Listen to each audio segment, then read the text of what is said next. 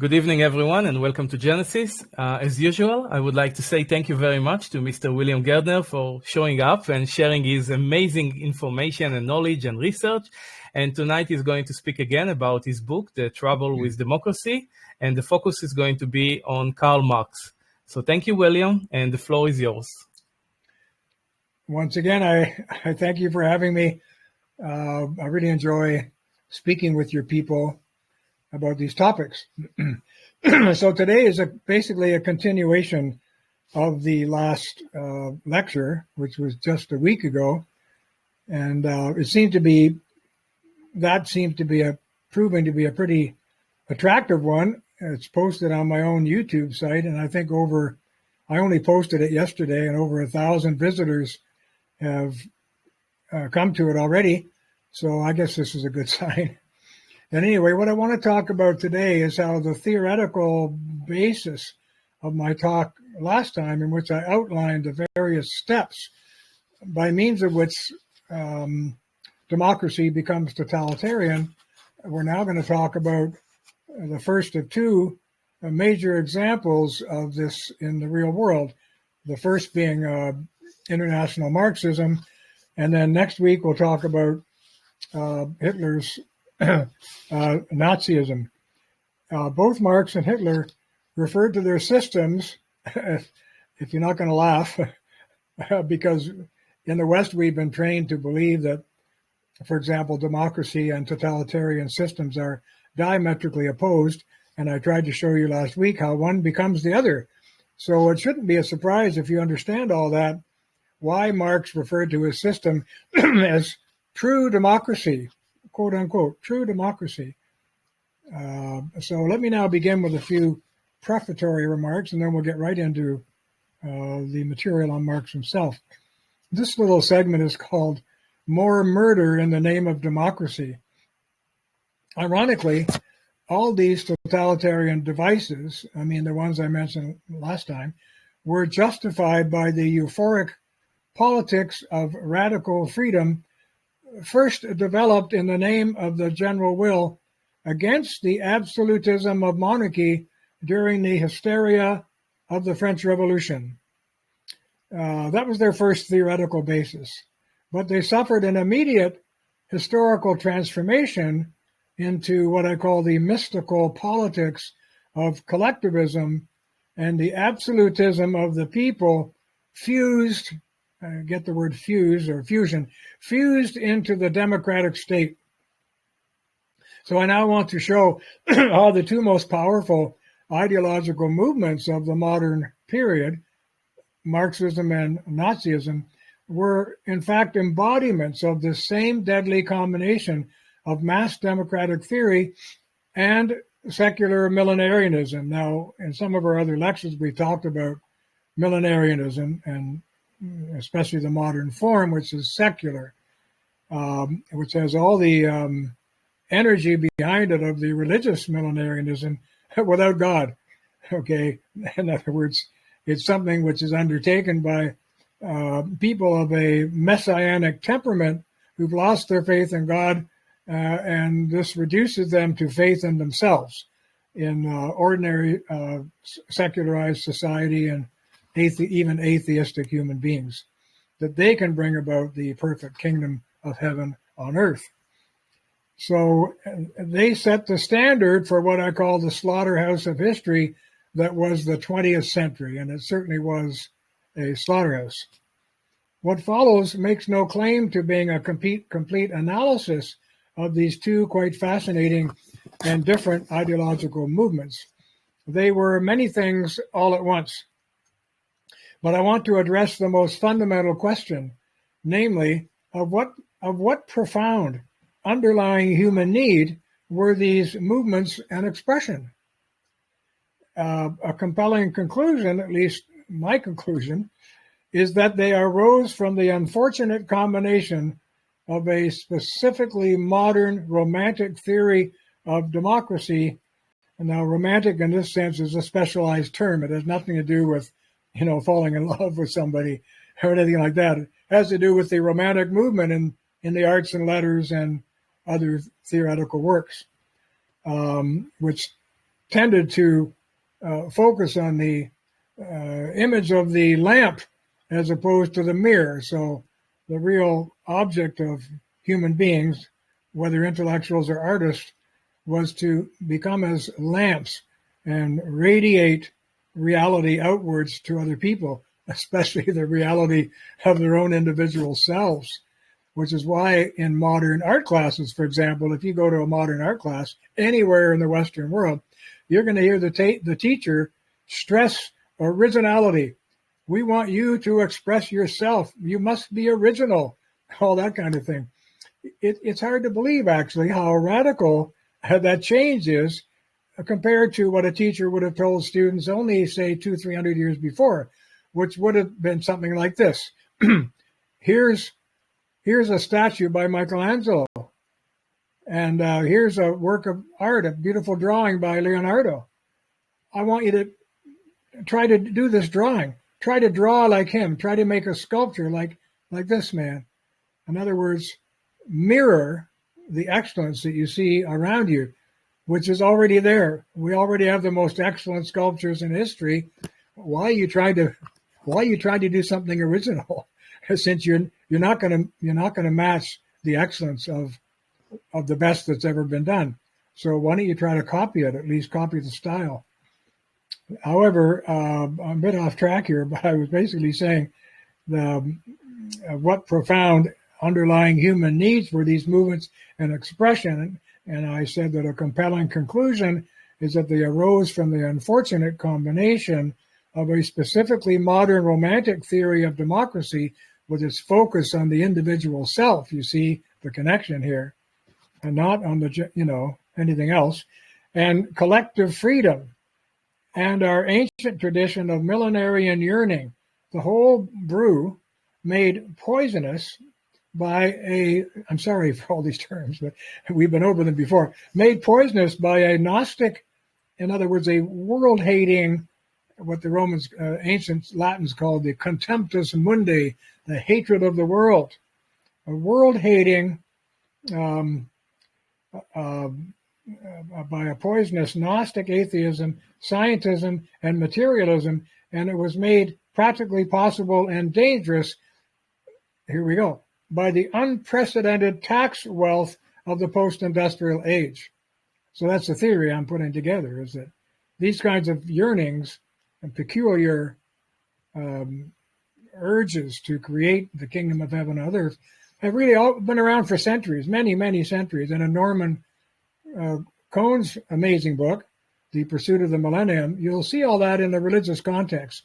And once that gets secularized, and you combine it with the enormous tax harvests of modernity, you're looking at trouble because people soon have the means to actually actualize their dreams of the perfect civilization. Civilization is filled with despots posing as saviors, but modern times are the first in which there has been sufficient means extracted through various forms of tax slavery.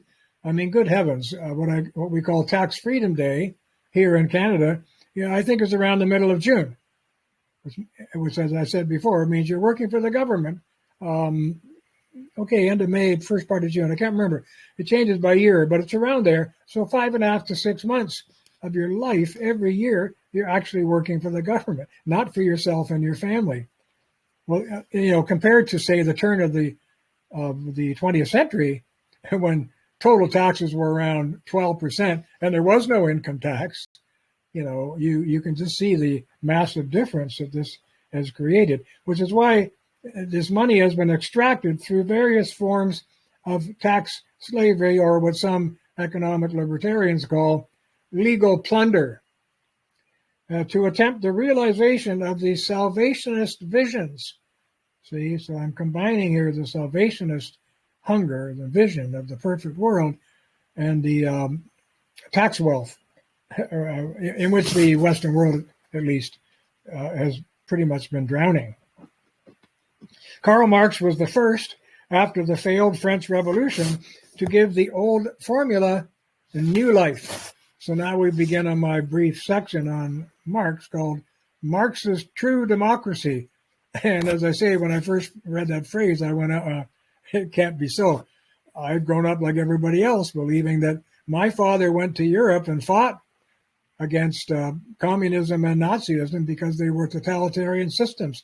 Now we have scholars referring to Marx's theories as true democracy, which is what he called it. And again, I cite Sir Herbert Reed.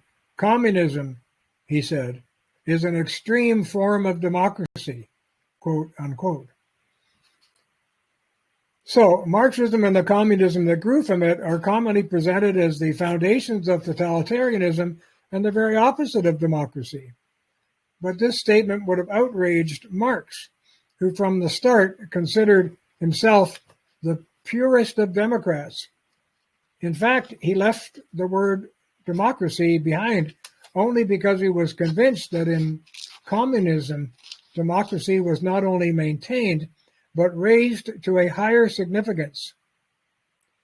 He saw his totalitarian program, though he would not have called it that, as a fulfillment, his words, of true democracy, quote unquote. Without going too deeply into the arguments for and against Marx as a totalitarian Democrat, and in the notes to my book, you'll see some of that, I would argue that he was a radical freedom fighter, and in most respects, more anarchical than Rousseau, because he fully believed, as Rousseau had only hoped, that the people would educate and emancipate themselves as part of an inevitable historical process. Well, we know the old story about Marx and Hegel, and that Marx took Hegel off his head and stood him on his feet, meaning he turned the theory into more materialistic philosophy. Where are we? Okay. His chief goal was a spontaneous socialist revolution that would trash present society and replace it with one in which each individual had maximum control over his or her own life in dedication to the common good. If not for the last 6 words of that sentence, he would have sounded like a hippie before his time. But the business about the common good, once he linked it with the idea of total democracy, put a machine gun in the hippie's hands. My purpose in including this segment on Marx is to present him as a theorist of democracy and of collective freedom in the tradition of Rousseau, but with modifications that sprang from his materialist and scientific beliefs. And by the way, I think it was 1898 or so, a very distinguished, I believe he was Austrian scholar, named Böhm-Bawerk, Eugen Böhm-Bawerk, wrote a very small book, which I have here, called Karl Marx and the Close of His System. By close, he means the end of a system. It was first published, I think, in 1898, and it was a meticulous takedown of Marx's own theory, especially in its economic elements, where he's basically arguing that Marx got it wrong, that the whole fundamental basis of his theory was wrong from the start. Here's what he said. What I will say, however, is that no one with so powerful a mind as Marx has ever exhibited a logic so continuously and so palpably wrong as he exhibits in the systematic proof of his own fundamental doctrine. So that was before the turn of the 20th century, but I can't say it went anywhere because very few people read it, only a few scholars, and most of them were leftists who were very fond of the whole Marxist idea anyway. So Böhm-Bawerk's critique, which is still very solid, it's only about a 100-page book, 89, 100 pages. You'll see how he tore the whole theory to pieces. Marx's whole theory of surplus value is at the heart of his book, Das Kapital. But what he failed to understand, and I understand it when I hire people like my electrician or my plumber, and I go, oh my God, they want $75 an hour or whatever it is they're asking me. And you realize right away that these people aren't stupid. They're not slaves to labor. they're building their own profits into their charge. In other words, Marx's theory of surplus value, how the owners of enterprises were ripping off the workers, basically taking the surplus value of what the workers had created, was basically quite wrong, because most people, like ones who come to my house to help me fix something, they're building in their profits already into their wage or charge. Anyway, back to the actual text. My purpose in including this segment on Marx is to present him as a theorist of democracy and collective freedom in the tradition of Rousseau, but with modifications that sprang from his materialist and scientific beliefs, which weren't very scientific, I'm just trying to say.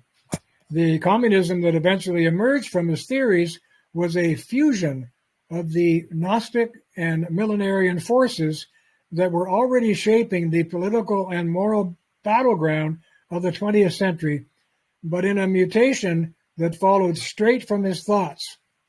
Indeed, Marx fancied that he was formulating, quote, a genuinely universal concept of democracy, unquote. That would overcome the ugly discrepancy between the theory and practice of democratic individualism in its liberal form, a form on which he was certain, he called it the universal sun, had set, and in which now only private lamps glowed. I mean, the private lamps of capitalists. He saw modern liberal democracies as half-hearted systems protecting the rich by exploiting the working classes. So he dreamed of restoring the universal sun through a democracy of the whole community. His humanism was to mean the final resolution of all dualisms, that is, of all antagonism between man and man, man and nature, existence and essence, and the one and the many. For him, pure social democracy or communism would mean the end of moral and economic slavery and the beginning of the final spiritual unity of the human species.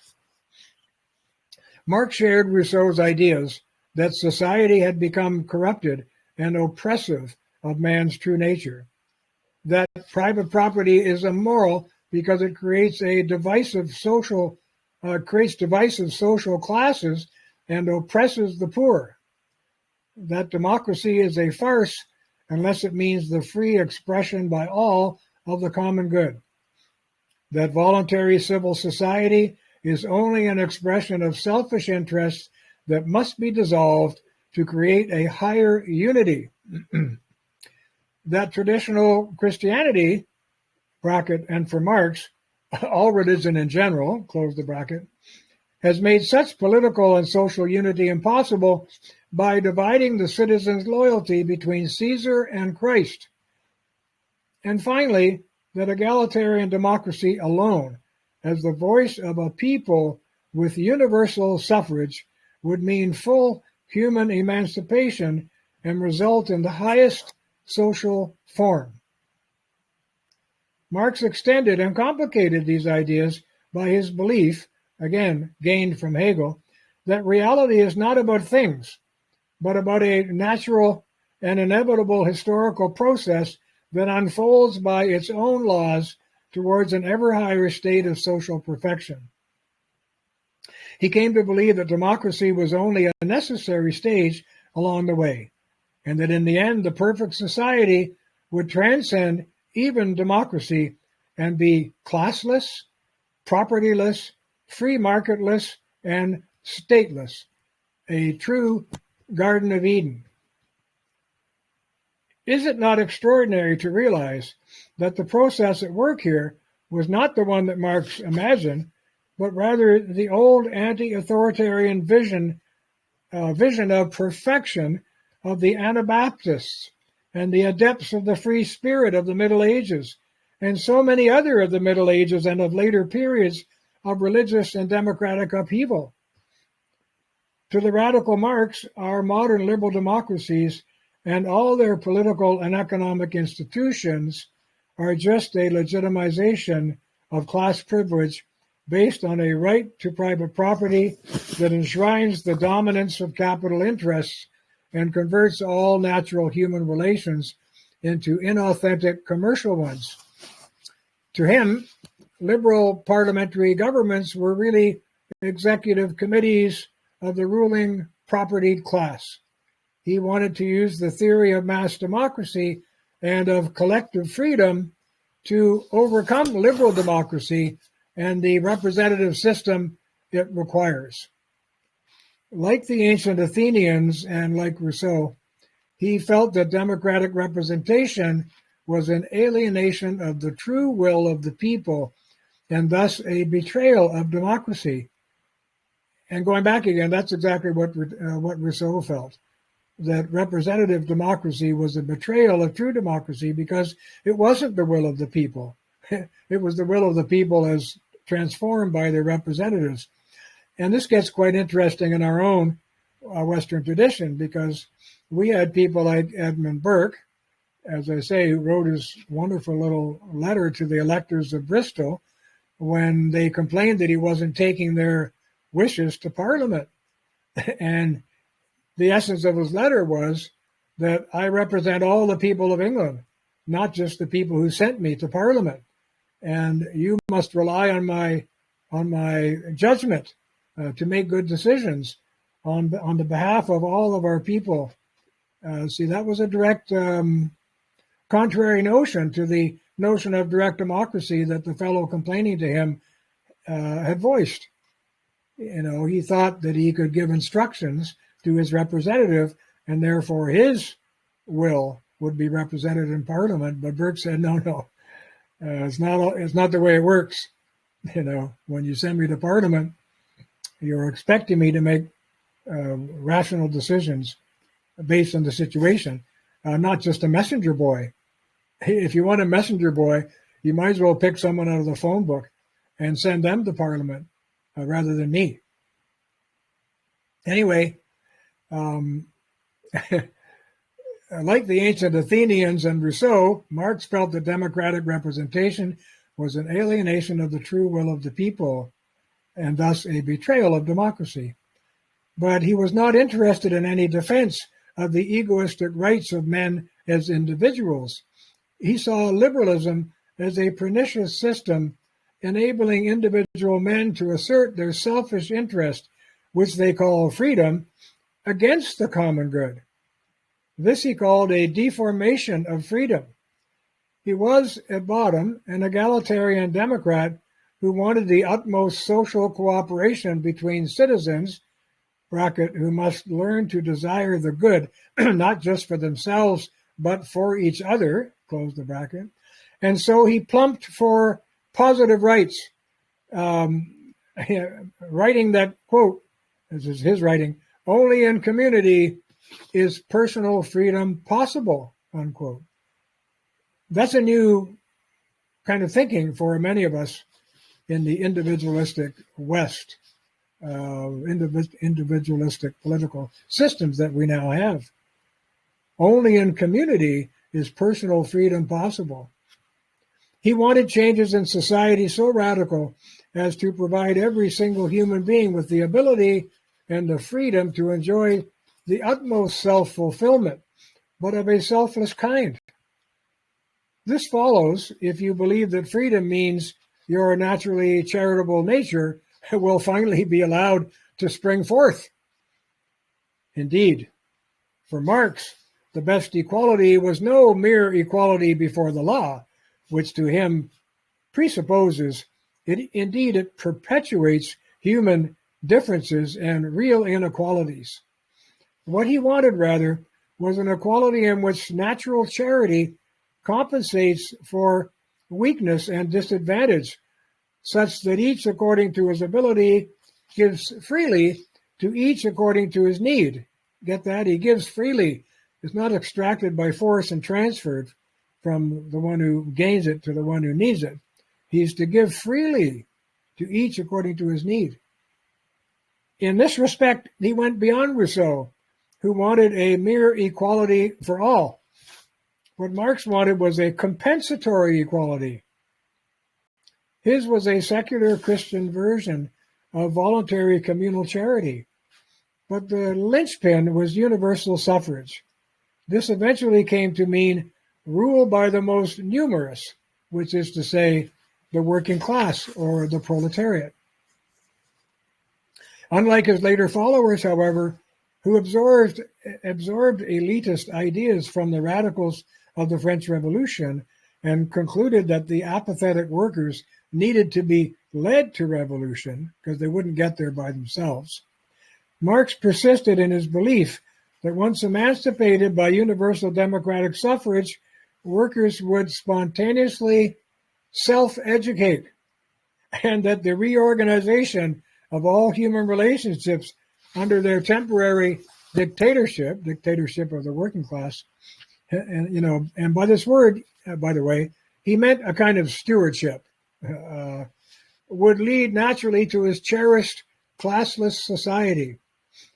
This is obviously a man who never spent any time in a small town hockey arena observing the self-education of the masses.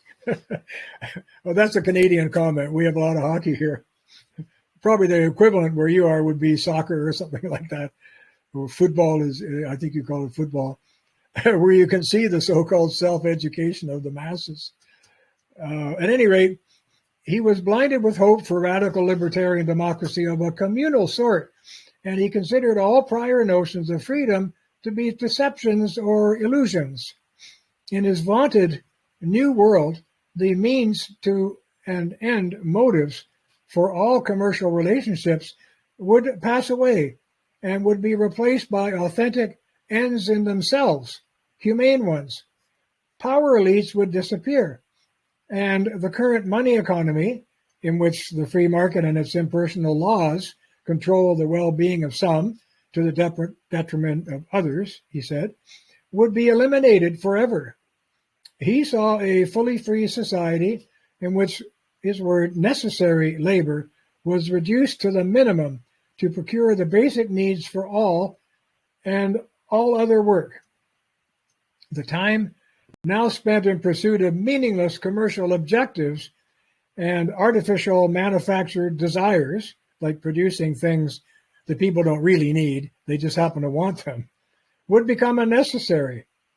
By the way, when you go into my local drugstore, which is also a kind of everything store, and you walk down the aisle looking for some shampoo for your hair, it's bewildering. There must be 150 different kinds of shampoo. And of course, the Marxian, like him, would say, there can't be more than one best kind of shampoo. Why don't you just have the best kind of shampoo and put it on the shelf? And to hell with the 149 other varieties of shampoo that you're selling. So he saw all that as really a frivolous exploitation of what he called artificial manufactured desires. And that would become unnecessary. So this new and higher, what he called positive liberty, would translate into a lot more time to do the things we deeply prefer instead of what the commercial system to which we are enslaved requires of us. Now, euphoric theorists, even today, praise this Marxist democratic outcome as a time when the self-educated masses will enjoy mostly leisure or the right not to work. And they will spend a lot of time vacationing in California and other places like that and studying things that they love instead of working. One recent enthusiast gushes that under positive liberty, quote, one could devote a lifetime to the study of mathematics or chess or of centipedes, unquote. Scarcity could be overcome through the, quote, democratic management of society. Can you imagine? We're having enough trouble managing it when it's not democratic. And goods and services would be allocated strictly according to need. Who decides who needs what? He doesn't say. But if you smell a dictator in the works, you're getting pretty close. Marx even imagined that checkout stands in grocery stores and other types of stores would disappear because unselfish citizens You see, what he's getting at is the renovation of the human spirit from the ground up. Unselfish citizens would just walk in and take what they needed from the shelves and would never take any more. So what some economists call the tragedy of the commons would not be operating. You know, the tragedy of the commons, there's some famous essays written about that, is where people in the village have a common pasturage for their animals, for example, and the people with more animals put them out. They don't ration the whole thing, and they end up eating it all and leaving none for the next guy. So that's called the tragedy of the commons, because people, in effect, do think of themselves first. And this probably happens to be more true in private free societies than in these euphoric situations, at least when they start. I know a little bit about the kibbutz in your country, how that's changed a lot since it started. It probably started out in the spirit, in the Marxian sort of spirit of a one for all and all for one and all that, but it quickly mutated. Well, not quickly, slowly actually. Machinery, or for moderns, computers, robots, and so on, would supply most basic needs, and moral suasion would supply the motive for everyone to do whatever, his words, socially useful work was required by society each year. So he was only interested in socially useful work. Everything else he considered frivolous. But in such a democracy, the radical emancipation and self-realization of each individual, and therefore of the whole community, would be the highest objective. You see, so that goes back to my little few words I used earlier about the romantic spirit, which was about the lamp. The individual is a lamp of meaning, generating meaning and projecting it onto the world around him, not mirroring the meanings that were already established in the world, meaning, the meanings of others and so on. So Marx was kind of in that romantic vein, see, and affected by it, as everyone was in his time, and as everyone is today. I think we live in a neo-romantic period right now. All the systems of valuation of the arts and movies and everything else that we do is on how original it is. Is it original? Boy, this is something new, and all that. Very few people in their artistic lives or aesthetic lives are actually trying to recreate the beauties of the past. Marx referred to this form of democracy, his words, as the resolved mystery of all constitutions, unquote. That's a big mouthful. Because he believed that only a constitution that arises from the will of all free people is legitimate, and that it ought to be remade whenever necessary as what he called the free product of men, quote unquote. At this ideal point of maximum democratization and universal suffrage, Marx dreamed that political society would be absorbed into civil life in a transparent unity of will, and for him, quote, this human emancipation through the unity of civil and political life consummated the realization of democracy, right? A human emancipation through the unity of civil and political life. So no longer do you have the state and political society, and beneath that free civil society, they get merged into one. And that's why in all the modern examples of this, in the less states that we know of that are less communistic, but are heading that way, it looks like Sweden, Canada, and the USA, so-called liberal democracy has been going in this direction, kind of fusing the private civil life with political life, mostly by taking over its functions and substituting through a process I call substitute care. You know, in my province of Ontario in Canada, sport used to be something that was organized by individuals who were interested in it. I'm not talking about the schools and all that kind of stuff, and maybe some municipalities had some sporting events. At least they were looking after the soccer fields, cutting the grass, looking after the hockey arenas and so on. But the actual organizations, the hockey clubs, the soccer clubs, field hockey clubs, whatever they were organized by interested individuals, parents and their children and their friends who just happened to love the sport. The government had nothing to do with it.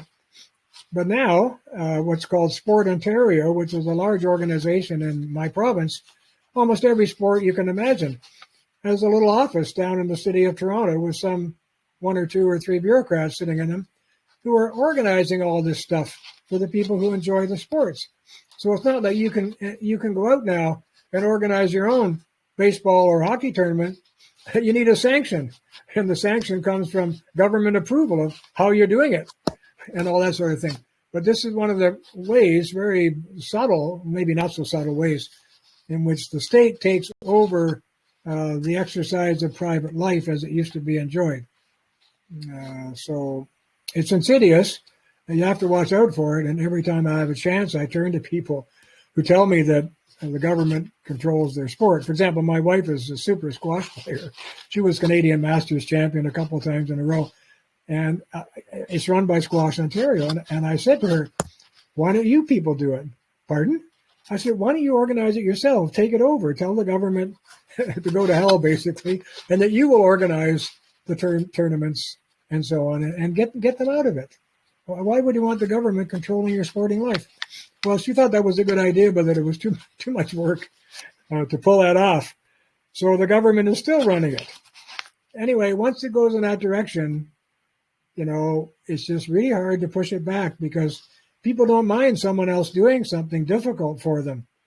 The recreation department in my little town, which is called King City, we don't have a king here, but it's called King City. My little recreation department in this small town used to have, like 1 or 2 employees looking after recreation and, like I said, keeping the fields cut and making sure that people had some facilities to play their sports on. And now they got 5 or 6 employees who are running all these organizations. Like it's been just subtly moved over and abandoned from the point of view of free citizens. At any rate, the state would in effect be replaced, for Marx, would be replaced by society. See, he's doing it the other way around.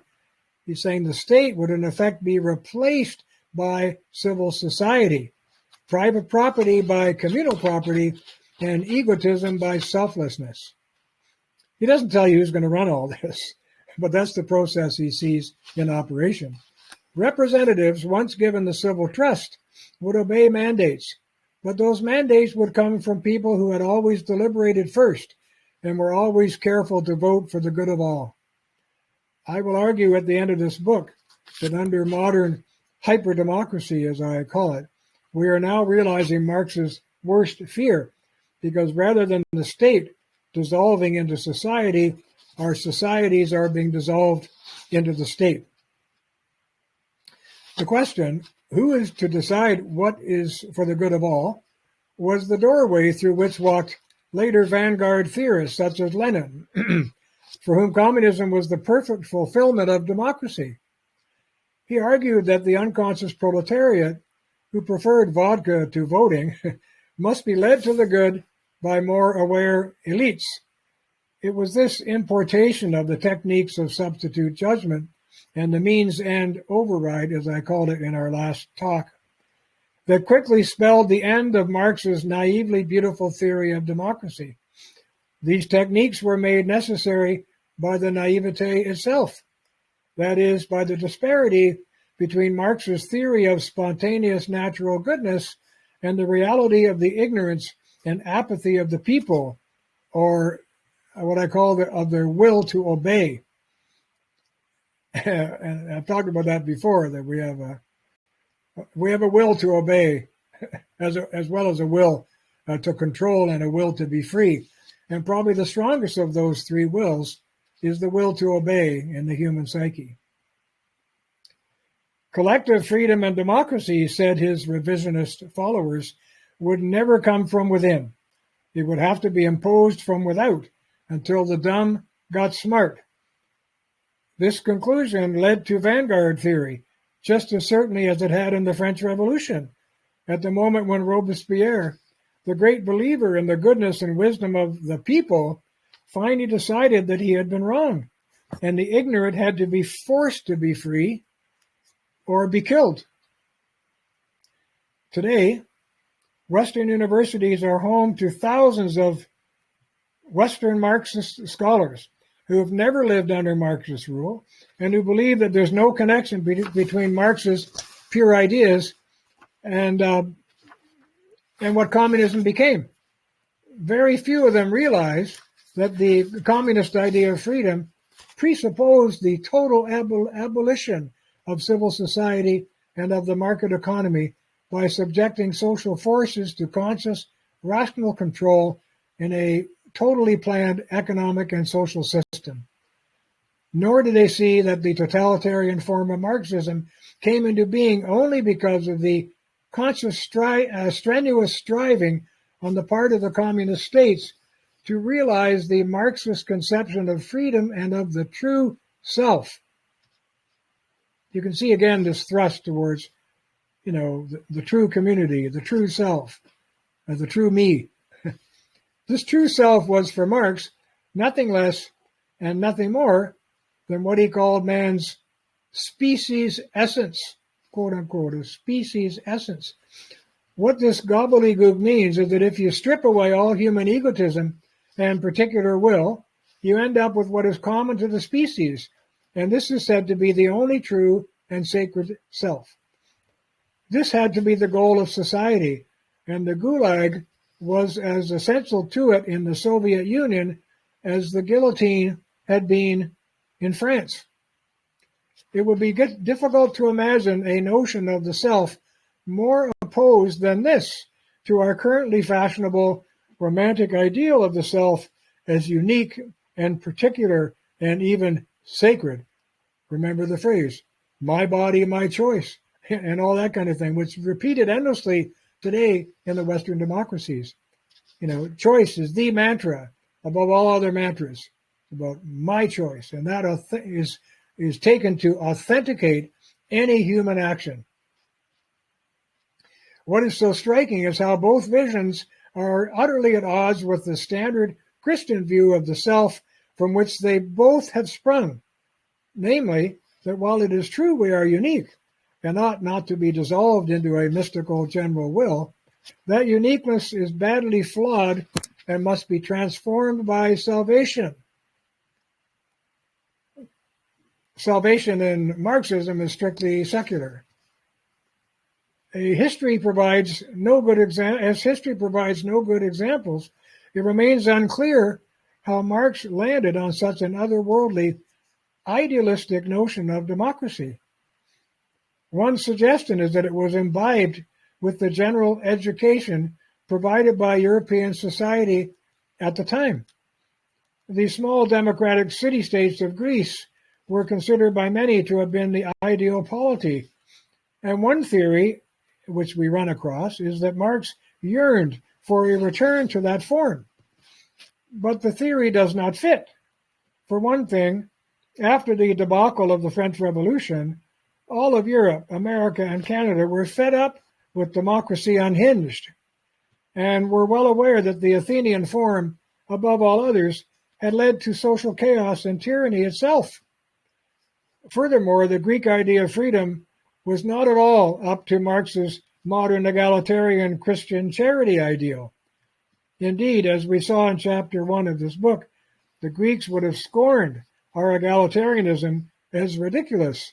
They didn't mind treating all generals the same, or all peons and peasants the same, or all women the same, but they were not ever talking about treating everybody the same as everybody else. A more likely theory is that he was creating a powerful and prophetic secular myth of freedom straight from his own Jewish and Christian roots. And this next section is called Marx, the Mystical Millenarian, and it would be helpful if everybody listening had read the first part of this book, but I'll try to make sure it's understandable. In the greatest and most profound prophetic tradition of the West, Marx saw himself as a secular messiah announcing the coming social and political transformation of this earthly realm into something he called, his phrase, a kingdom of freedom, quote unquote, created for the ultimate liberation of the human species. Not of the individual necessarily, but of the whole human species. But he was a materialist who did not believe in spiritual forces. So there would be no moral apocalypse or a judgment day from above, but rather a complete social transformation from within, according to the dialectical laws of history, which he had simply materialized, having borrowed them from Hegel. He was not what I call a doomsday millenarian, to use my own term, but a mystical one for whom this transformation was already at work in human history, just as Christ was already at work in human history for Joachim of Flora, whom we met earlier in our talk on Gnosticism, and for all the mystical millenarians of our civilization. For Marx, active history replaced providence as the arbiter of human destiny, and it once and for all would free man from his primitive slavery to what he called an alien power. That is, it sounds like the devil, but that is, from all forms of inner and outer slavery and antagonism, especially from what he called, quote, blind market forces, unquote. He believed that free men should always control things and be superior to them, never their slaves. And so he hated the idea that industrial man had enslaved himself, not only to actual things, but more terribly, to the oppressive forces of supply and demand that arise from the production of those things. The very classical liberalism we once respected so highly, he considered a crass and immoral system perpetuating economic forces that produce privileges for some, but misery and unfreedom or slavery for most, even for the owners and the bosses, who were enslaved to the system and couldn't escape it because they couldn't change it and they liked what it produced for them. That's like somebody who owned slaves in the South of America during the Civil War often argued that slavery was just as enslaving of the black slave as it was of his owner, who couldn't get out of slavery if he tried, because the whole system was geared that way. And I remember, I think it was Jefferson who characterized slavery the slavery system as a wolf. And he said, in a remarkable phrase, he said, "We have the wolf by the ears and we cannot let him go." You can see the power of that metaphor. You have the wolf by the ears, and if you let him go, he's going to bite you and devour you. So you have to keep holding on. And he felt that was the condition of a lot of the slave owners who were already in the system and couldn't get out of it.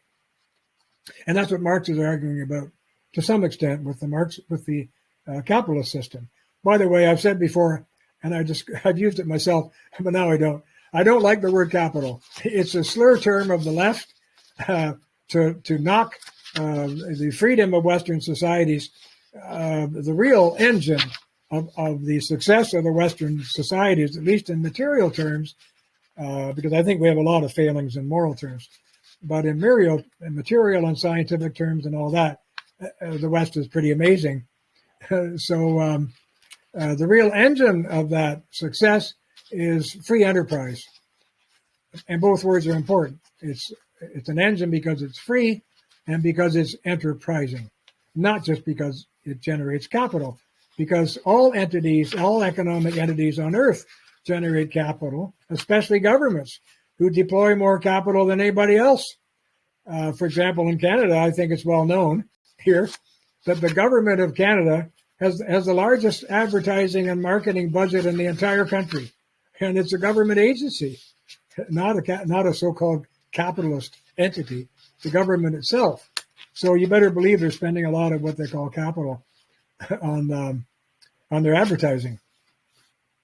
At any rate, that is why Marx urged that individual freedom for self be renounced in favor of freedom for all under a collective will to be represented by, guess who? By the Communist Party.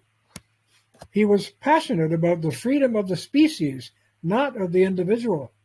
Bourgeois liberal freedom only creates a society of alienated and autonomous individuals exchanging things with each other for money while locked in an endless collision of conflicting values.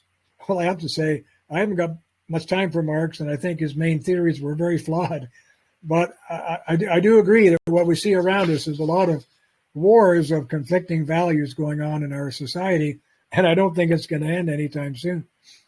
Only when each economically emancipated and fully developed individual is finally expressing the underlying species essence in every thought and behavior can we be considered free. Now, those are scary words, in every thought and behavior. And what's going on in the West right now, not so much this Marxist stuff, really, at least not as openly, but we have all these thought control and speech control devices and hate tribunals and things like that. The other day I said to a friend, who, I don't know, he said something about hate speech. And I said, well, hate is never a nice emotion, but why should it be a crime? And how can you control it anyway? The only big problem with it is when people try to do something hateful. You can't control what people think about other people or other countries or their actions, but that's what we're trying to do. And we're sniffing it out everywhere. And I think the worst thing that could happen to you in Canada today would be to be dragged before one of these so-called human rights tribunals and charged with hate speech, when all you were really doing was expressing your honest opinion about something with not a smidgen of hateful feeling attached to it. You were just expressing something honestly.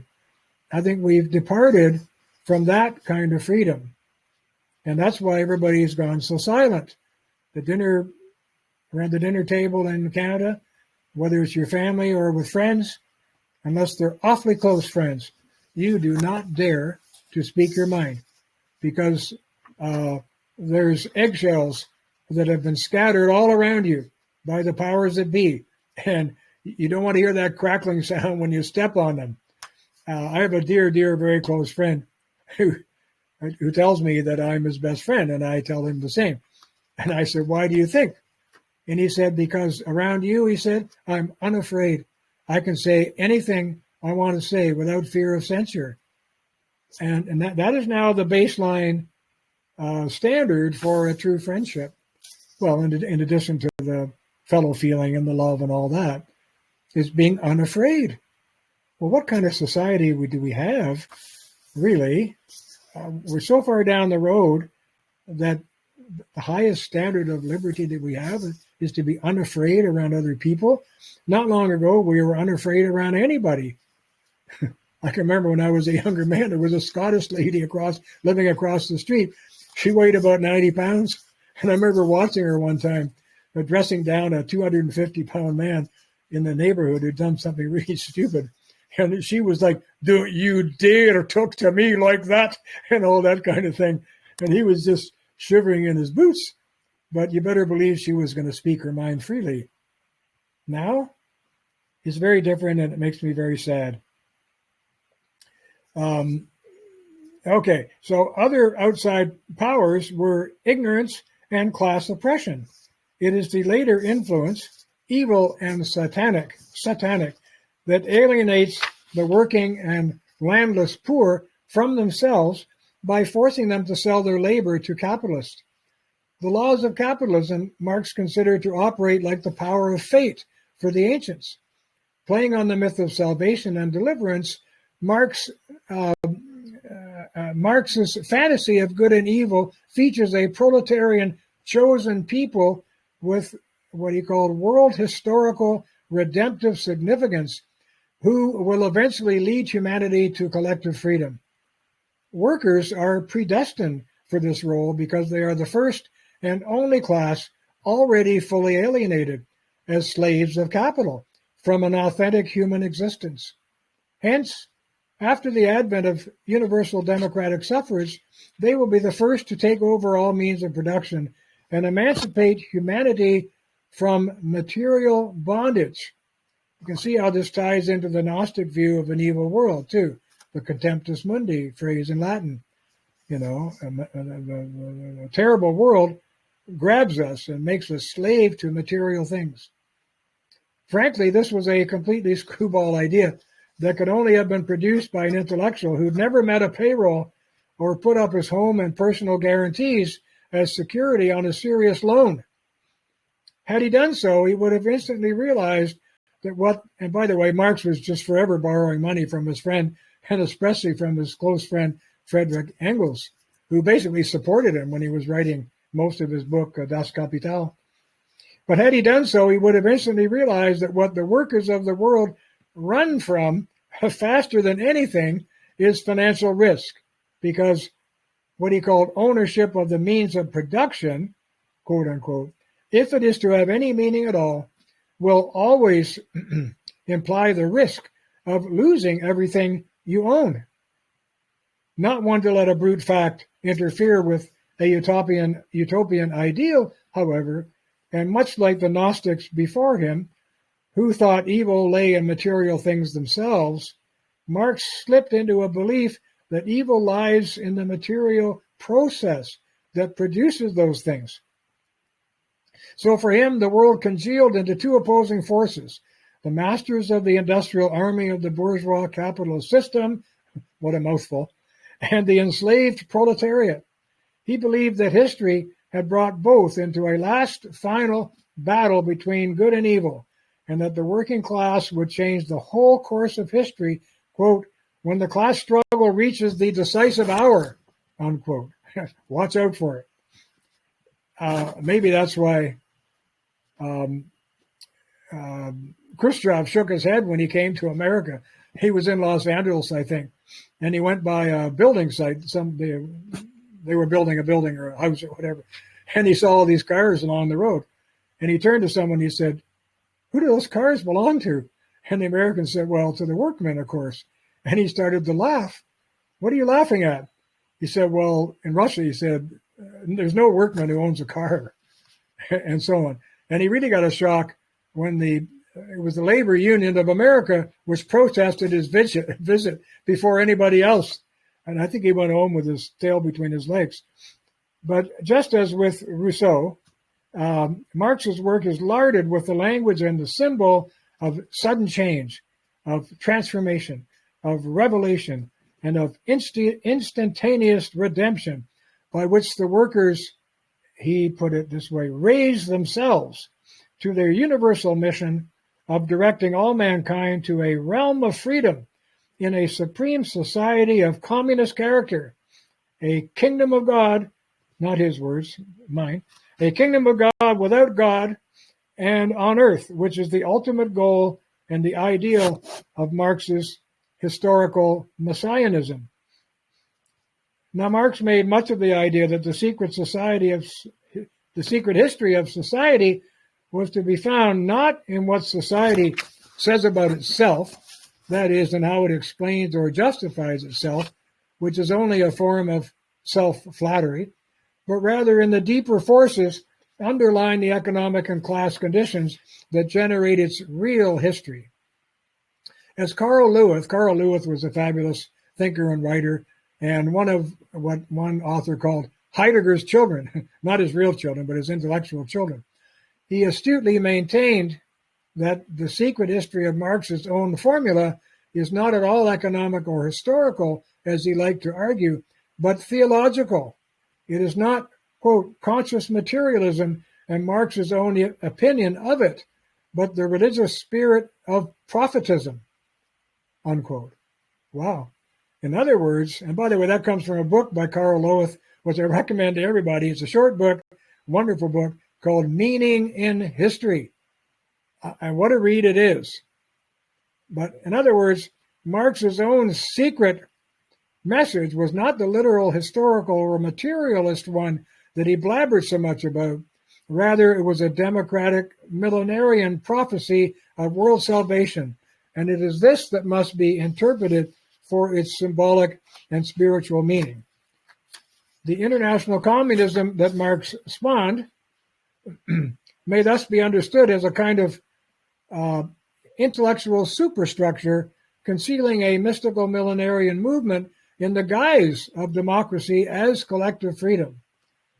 The subtext, as they say, of his elaborate myth was the ancient and enduring complaint of slavery, both slavery to oneself and to an oppressive society, combined with the general Gnostic complaint of material evil and injustice.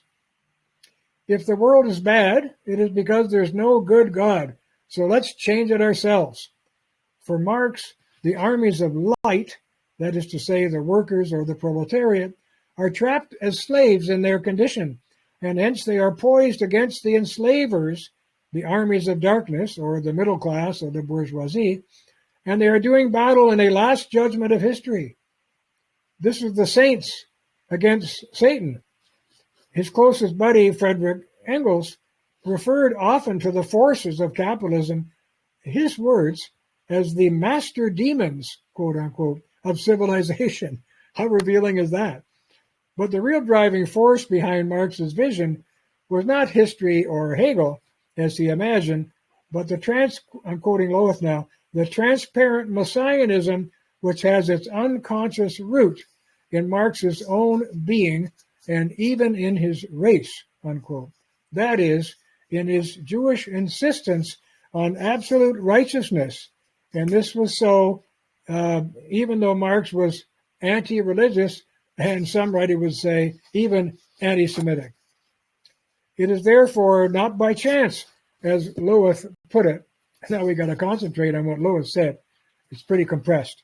He said the last antagonism between the two hostile camps of bourgeoisie and proletariat corresponds to the Jewish Christian belief in a final fight between Christ and Antichrist in the last epoch of history, that the task of the proletariat corresponds to the world historical mission of the chosen people, and that the redemptive and universal function of the most degraded class is conceived on the religious pattern of cross and resurrection, that the ultimate transformation of the realm of necessity into a realm of democratic freedom corresponds to the transformation of what Loweth calls in Latin the Civitas terrena, or the city of the world, into a Civitas Dei, or a city of God. Those were Augustine's terms.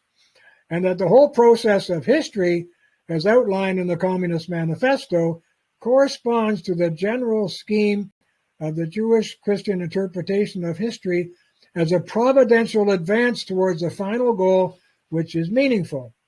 That's the end of Loweth's quotation. And now that's a mouthful too, but it bears reading many times over. And the power of such an analysis springs from the understanding that the mere facts of history and social life have never, ever been remotely sufficient to inspire millions of people the world over to sing this song. Rather, this was a very, very old song of religious deliverance recast in secular terms. But it was, and it remains, a song that succeeded by intentionally omitting the very elements that make a religion religious, namely a personal humbling and suffering, a consciousness of one's imperfections, and a seeking of forgiveness and salvation. All of which is to say that Marxism was a secular theology of democratic freedom that thrived by substituting a romanticized goodness of man for the goodness of God, and thus was able to bypass completely both the everyday need for moral self-judgment and the political need for strictly limited government. On the contrary, it was precisely the enormous flattery and appeal of an essentially Gnostic image of man, combined with limitless state power, that so rocked Western civilization in the 20th century and led to incalculable human suffering justified by the universals of what? Of totalitarian democracy. In essence, Marx's Promethean revolt was against the substance of an Orthodox Christian civilization that had in fact lost its God, but he used as his vehicle of attack the structure of that very same religion, now secularized, in which man replaced God. Now here's the key sentence of this whole session, it seems to me. In other words, Marx aped in form the very substance that he mocked. I'll say it again. He aped in form the very substance he mocked. And that is why I say the 20th century became a slaughterhouse of history, because of the clash between two manifestations of Christianity, one half living and the other half dead. On the ideological battlefield, a dispirited Western civilization in retreat was facing a new and vigorous secular millenarian crusade on the attack. In contrast to the old bedrock belief of Western man that creation is a good and ordered realm, Marx specifically denied that man is rooted in an existing moral order of goodness and creation.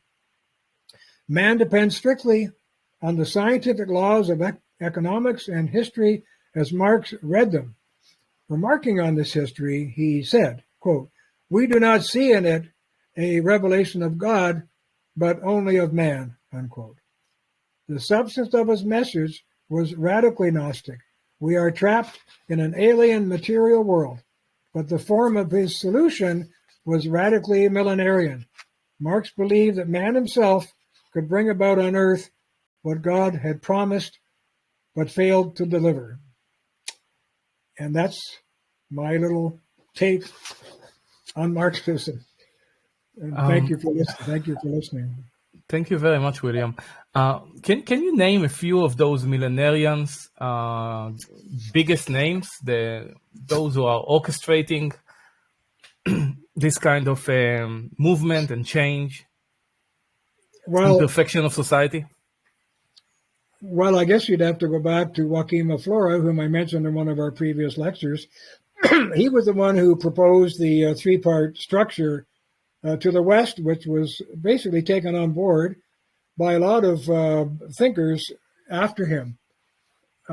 This idea that the first stage was the stage of the Father and of the law, and I think he equated Judaism with that, more law than anything. And then the second stage was the stage of religion, and the third stage was the stage of Christ.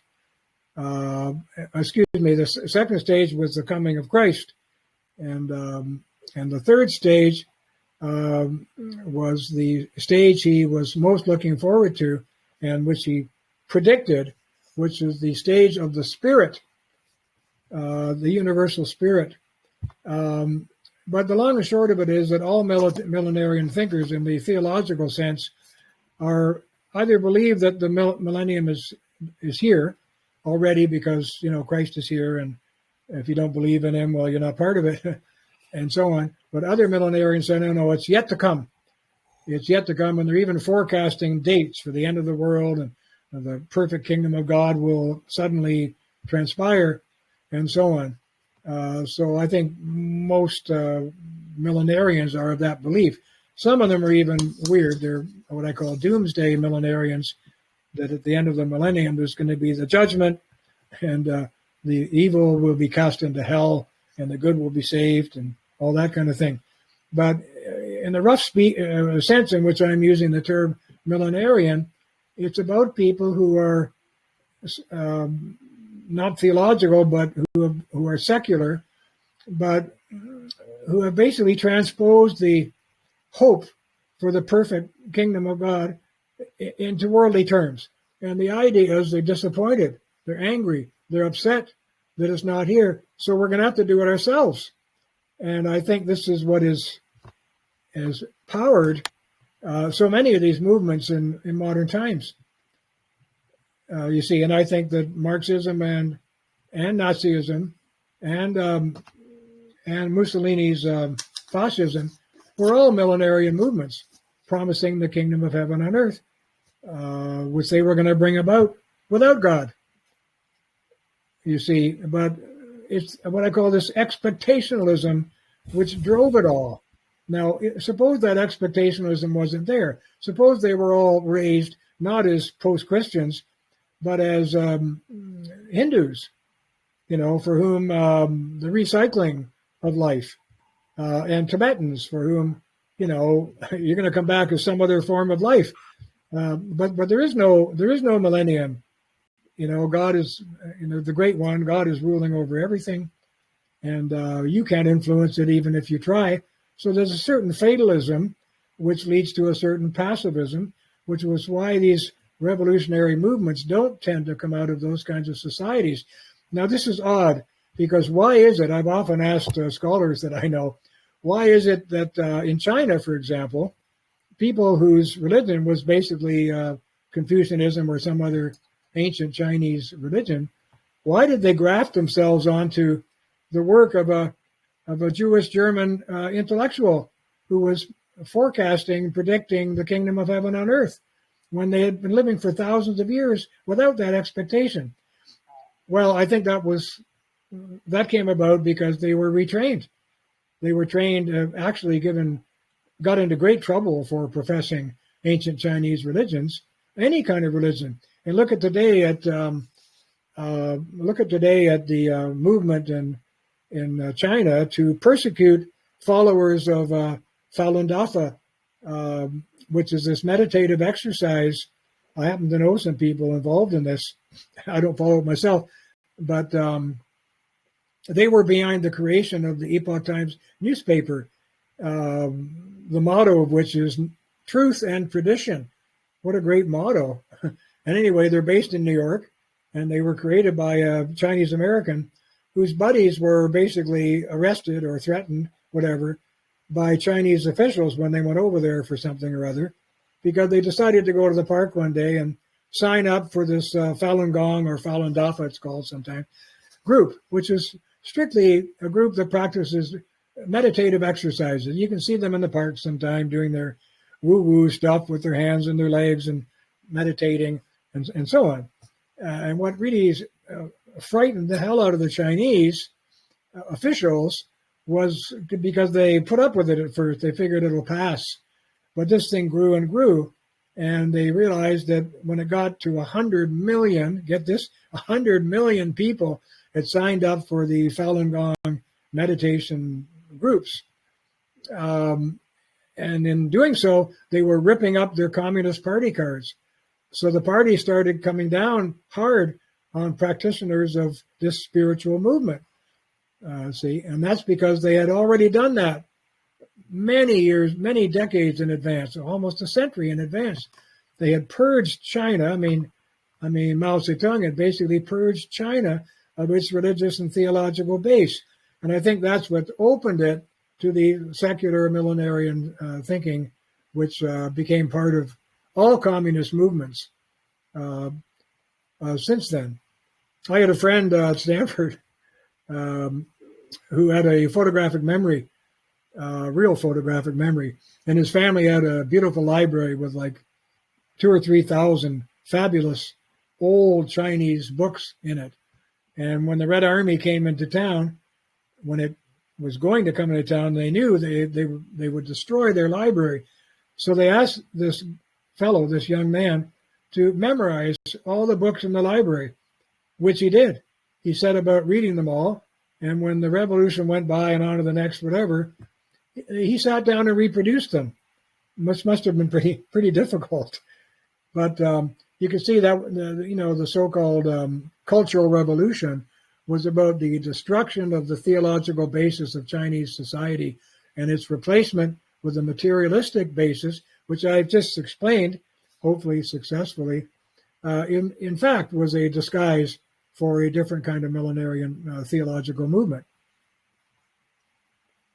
Thank you very much. And it was very successful, your explanation, I mean. Thank you. And these two forms did battle in Europe in the Second World War. See, two different notions of democracy were at work, although no one in my country, no one in the Canadian or American Army or whatever was going to refer to Marxism or communism as democratic. You would have gotten a very funny look. But if you dig down to the underlying theory, this is what you see. I have a question by one of the members, Amy. She is asking about technocracy, and she's mentioning a researcher called Patrick Wood. Would you connect this move into technocracy as the next step of the millenariums? And what is your opinion in general about this danger? I'm sorry, I'm not sure I understood what you were saying. Technocracy. It's like the technocrats. Technocracy, yeah. Yes, I apologize. So no. is that like the next steps of millenarians? Oh, I think it's already here. That's why we have people sending spaceships to the moon and to Mars and all that sort of thing. The illusion that people have is that these technological advances are an improvement of mankind. It's never really been demonstrated. You know, you could say that the 20th century was the most technologically advanced century in the history of mankind, but it was also what I called the slaughterhouse of history. See, so you can't say that technocracy and peace and goodness go together. It's probably looks like it's just the opposite. You're familiar with Professor Rummel's book on democide. Yes. It's a terrible read, but I think he's very good at gathering all the facts. He updated it. Did you know? He updated the numbers, and it's 262 millions now who died by government. Oh, okay. Well, I have to go look for that. I have the original edition. But when you ask somebody, how many people do you think died in the 20th century as combatants in wars, people in uniform and so on, people who are more part of military organizations, and they always get it wrong. So you tell them, well, it was around 50 million on all sides. But then I say, how many people do you think were killed by their own governments in the 20th century? And when you tell them it's something like, 200 or 300 million people, they can't believe it. So then I have to say, well, you better go read Rummel's book to get the background, the history and the background. Yeah. He is a professor from the University of Hawaii, right? Yes. And the book is Democide. Yes, and the underlying message of that book is government is bad for your health. No kidding. Yeah. Let me see if we have any other questions, and if not, we are going to wrap it up. Guys, any questions for William?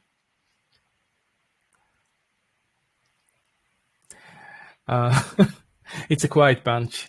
So what is going to be the topic next week? Well, I want to talk about Hitler's Nazism, which has some interesting twists in it.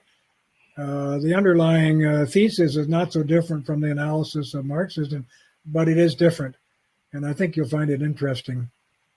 I'm looking forward. And thank you as usual. And I will see you next Wednesday on 2 p.m. Yes, sir. Okay. I will send you an email with a link to this recording so you can publish it on your YouTube channel. And thank you very much, William. See you next time. Okay. Bye-bye. Bye.